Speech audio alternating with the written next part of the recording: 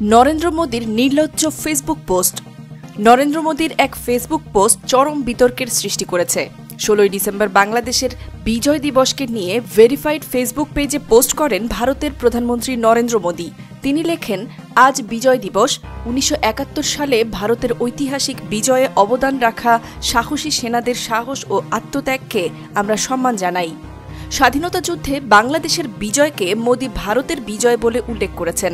মুক্তিযুদ্ধে বাংলাদেশের বিজয়কে ভারত নিজের অর্জন বলে দাবি করে বাংলাদেশের অস্তিত্বকে উপেক্ষিত করতে চেয়েছে কি?